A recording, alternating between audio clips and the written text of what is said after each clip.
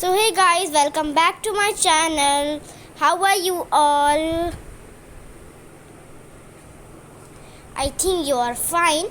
So guys, आज हम पढ़ने वाले हैं एक स्टोरी जिसका नाम है हवा महल. So चलिए हम स्टार्ट करते हैं. तेनालीरामा विजयनगर के राजा कृष्णदेव राय के प्रमुख राज दरबारी थे. वे अपने अकल से कठिन समस्या को सुलझा देते थे.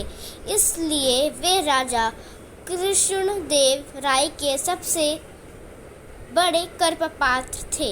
एक रात जब राजा कृष्णदेव सो रहे थे तब उन्होंने सपने में एक बहुत ही खूबसूरत महल देखा. यह महल हवा में झूल रहा था और इसके सभी कमरे रंग बिरंगे पत्थरों से बने थे. इस पत्थरों से ही कमरों में इतना उजाला था कि दीपक या मशाल की ज़रूरत ही नहीं थी. सबसे खास बात यह भी कि इस महल में रहने वाले की इच्छा के अनुरूप महल में जब चाहे प्रकाश और जब चाहे अंधकार हो सकता था. इसलिए इसके अलावा महल में ऐशो आराम के अनेक साधन थे. जब इच्छा हो धरती से बाहर, धरती से महल में और महल से धरती पर पहुंचा जा सकता था. पेज टर्न करते हैं.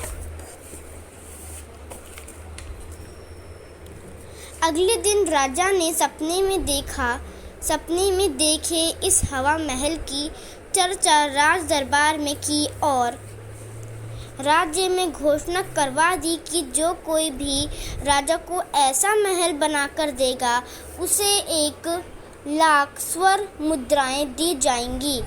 अब सारे मंत्री परेशान कि बिल्ली के गले में घंटी कौन बांधे, राजा से कौन कहे कि ऐसा महल बनाना संभव नहीं है.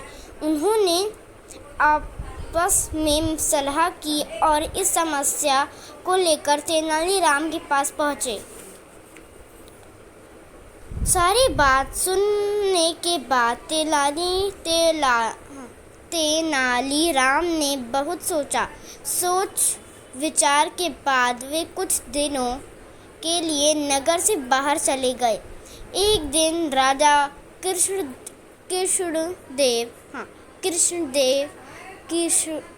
कृष्णदेव राय के दरबार में एक बूढ़ा रोता हुआ आया.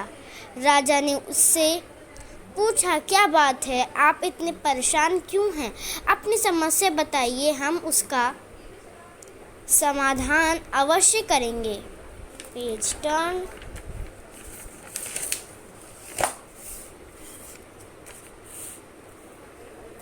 राजा का आश्वासन पाकर बुजुर्ग व्यक्ति ने कहा, मैं लुट गया महाराज, मेरा जीवन की सारी कमाई किसी ने हड़प ली है.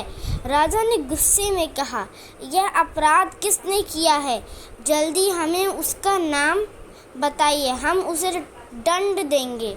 बूढ़े ने कहा, नहीं महाराज, आपके किसी कर्मचारी ने मुझे परेशान नहीं किया है. राजा ने फिर पूछा, साफ बताइए, क्या बात है, आप क्या चाहते हैं? बूढ़े ने भय का अभिनय करते हुए कहा, महाराज, मैं आपको बता तो दूं, लेकिन मुझे डर है कि उल्टे इसका और बुरा परिणाम मुझे ही ना भुगतना पड़े. नहीं, ऐसा कुछ नहीं होगा, हम आपको अभयदान देते हैं, राजा ने कहा. अब बुजुर्ग ने तसल्ली से कहा, महाराज, कल रात मैंने एक सपना देखा. राजा ने विज्ञता से पूछा, हाँ बोलिए, क्या देखा सपने में? बूढ़े ने कहा, मैंने सपने में देखा कि आप अपने मंत्रियों के साथ मेरे घर आए हैं और मेरे घर से स्वर्ण आभूषणों से भरा संदूक उठाकर अपने खजानों में रखवा दिया है. यही मेरा जीवन की सारी कमाई थी. यह कहकर बूढ़े व्यक्ति ने सिर झुका लिया. मूर्ख आदमी, कैसी बातें करते हो? मूर्ख आदमी, कैसी बात करते हो? सपने क्या कभी सच होते हैं? राजा ने गुस्से में कहा। बूढ़ा बोला, सही कह रहे हैं महाराज, सपना कभी सच नहीं होता, चाहे हवा महल हो या कुछ और। उसे मैं देखूं या कोई और, वह सच नहीं हो सकता। राजा कृष्णदेव राय बूढ़े व्यक्ति के कहने का अर्थ समझ गए। उन्होंने हैरान होकर उसकी ओर देखा, तब बूढ़े ने अपना नकली रूप हटा दिया। राजा के सामने अब बूढ़े के स्थान पर तेनालीराम खड़ा था।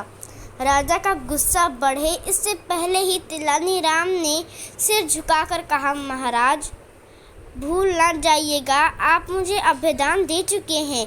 यह सुनते ही महाराज हंस दिए और उन्होंने फिर कभी अपने सपने के हवा महल का नाम नहीं लिया। स्टोरी तो हमने पढ़ लिया, तब हम स्टोरी की कुछ शब्द भी देख लेते हैं। प्रमुख का मतलब होता है खास, मतलब इम्पोर्टेंट। और कर्पपात का मतलब होता सबसे प्रिय, मतलब फेवरेट। आश्वासन का मतलब भरोसा, एश्योरेंस। आभूषण का मतलब गहने जेवर, ज्वेलरी। विज्ञारता, बेचैनी, एनेक्सी, ओसनेस। अभयदान, निर्भय, जिसे डर ना हो सके। Safe conduct. अब हम लोग कुछ कर लेते हैं। निम्नलिखित प्रश्नों के उत्तर लिखिए। तो राजा कृष्णदेव राय ने सपने में कैसा महल देखा था? गाइस, का आंसर आपको बताना होगा। मैं 5 सेकेंड देती हूँ आपको। 1 2 3 4 5। मैं आपको आंसर बता देती हूँ। इसका आंसर होगा, राजा कृष्णदेव राय ने सपने में हवा में झूलता हुआ बेहद खूबसूरत महल देखा था। अब दूसरा चलते हैं।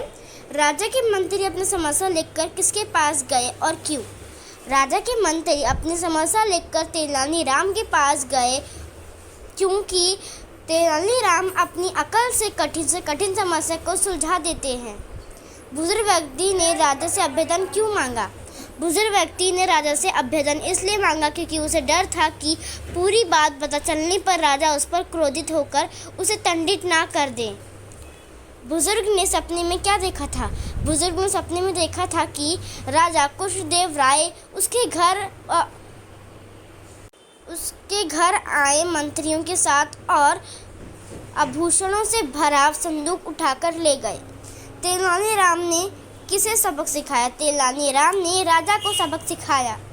गाइस, ऐसे ही वीडियोस देखने के लिए प्लीज़ मेरे चैनल को सब्सक्राइब करिए, लाइक करिए, कमेंट्स करिएगा। एंड अगर आपको मेरी ऐसी बुक चाहिए तो आप किसी भी स्टोर पर जाइए, आपको मिल जाएगी। अब दिखा देती हूँ मेरी बुक कैसी है। इसी से भी देख लीजिए, मेरी बुक ऐसी है।